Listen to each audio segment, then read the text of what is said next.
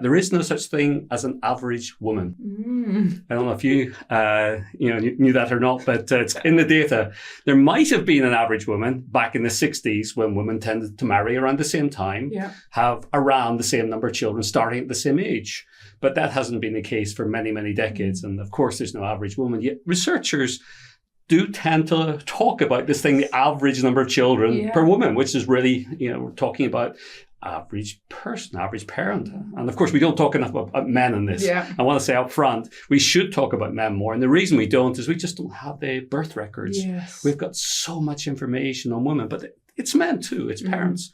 So the finding across all these 39 nations is quite simple, that mothers typically want to have and are having 2 or maybe 3 children, or maybe a little more.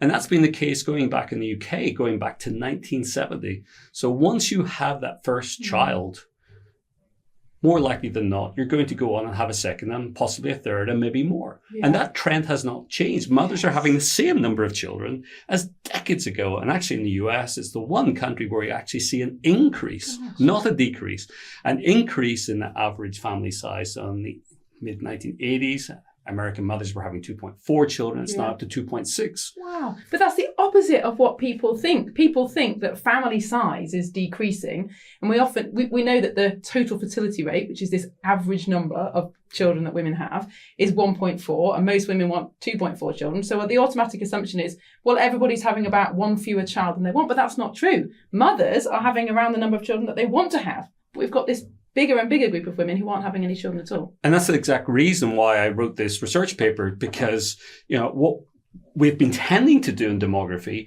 is look at data from mothers who are now in their 50s.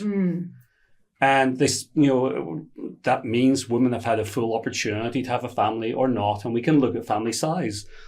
But actually, when you look at trends for women born in the 1960s or 70s compared to 2-3 decades before, of course, they have had fewer children than women who are in their 70s or 80s now. That did happen. But what my research shows that really is since around the 70s, this family size has really, it's come down, and now it's really just hit a plateau. And it's not, to me, it makes sense, frankly, because we know that less than 10% of people want to have only 1 child. The vast majority of people want 2 or more. And if you have 2 or more children, the overall average for a country is probably going to be more than 2. And really, it is. So what are we left with? Well, my research therefore says, well, if mothers are having the same family size as back in the 70s or 80s, the only other possibility is more people are having no children.